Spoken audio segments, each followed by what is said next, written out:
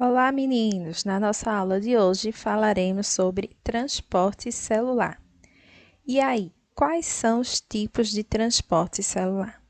Existem dois tipos. Existe o transporte passivo e o transporte ativo. O transporte passivo, ele se caracteriza por não gastar energia.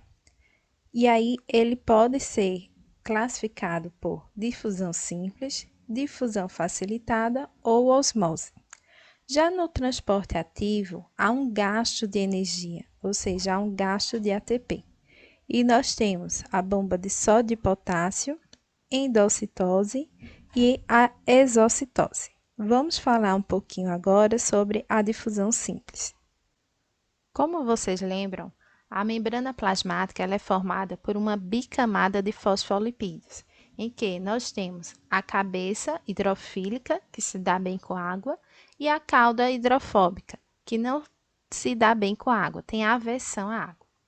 Nos tipos de transporte por difusão, as partículas elas tendem a se espalhar por todo o espaço disponível. E aí, ela vai sempre surgir do meio de maior concentração, ou seja, o que a gente chama de meio hipertônico, aquele que tem a maior concentração de soluto, para o meio hipotônico, ou seja, aquele que tem uma menor concentração desse soluto. Por isso é que dizemos que a difusão ela é a favor de um gradiente de concentração. Após atingir essa concentração isotônica, ou seja, após conseguir igualar essa concentração, o movimento aleatório continua, mas na mesma frequência que partículas saem, outras também. Então, na difusão simples, o que ocorre é quem vai passar será sempre o soluto, como por exemplo, alguns átomos, íons, moléculas, e aí ele vai se dar através da bicamada dos fosfolipídios. Por isso que ela é considerada simples. Ela vai sempre ocorrer do meio hipertônico, ou seja, mais concentrado, para o meio hipotônico.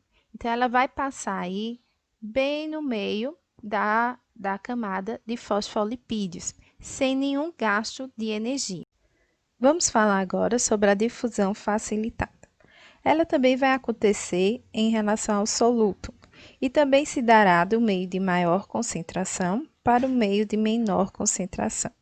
Só que seu nome é facilitada porque ela vai contar com a ajuda aí das proteínas que estão lá na membrana plasmática.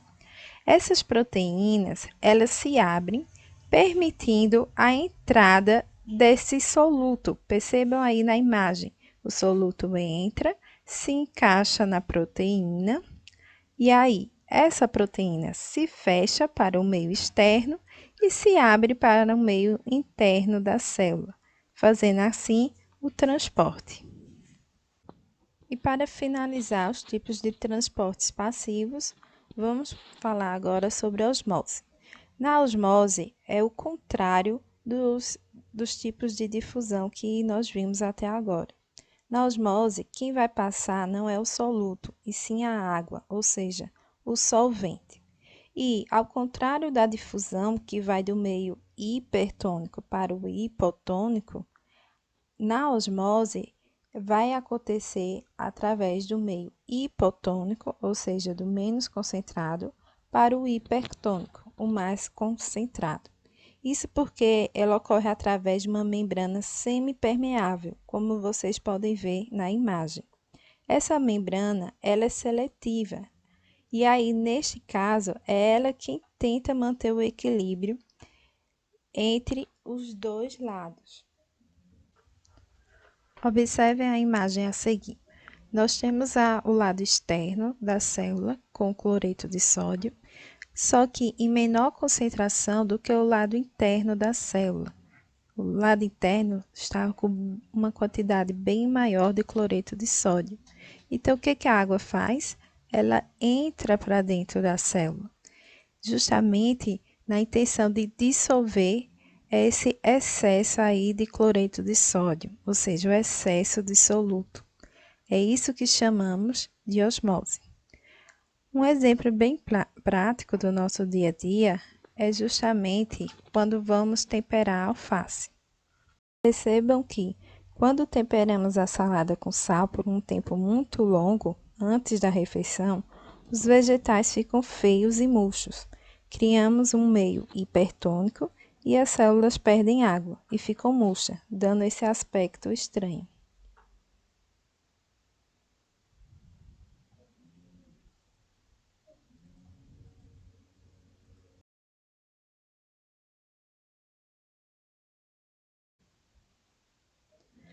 Vamos analisar o comportamento de uma célula nos três meios. Então, eu tenho aí um meio hipertônico, um meio isotônico e um meio hipotônico.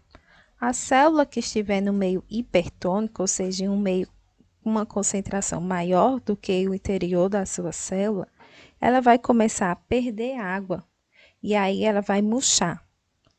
Já a célula que está no meio isotônico, ou seja, que a concentração da célula é o mesmo da concentração aí da solução, então não vai acontecer nada, porque a mesma quantidade de água que sai é a quantidade de água que entra. Já a célula que está no meio hipotônico, ela vai começar a absorver uma grande quantidade de água desse meio, e aí começa a inchar, podendo até mesmo ter a sua ruptura, devido à grande quantidade de água. O mesmo acontece com uma célula vegetal. Se ela estiver no meio isotônico, não vai acontecer nenhuma diferença. Se ela estiver no meio hipertônico, ela vai começar a perder água para o meio externo. Porém, a diferença da vegetal para animal está quando ela está em um meio hipotônico. Por quê? Ela começa a absorver uma grande quantidade de água, porém não corre o risco de acontecer uma ruptura. Por quê? Porque ela está revestida aí com a parede celular.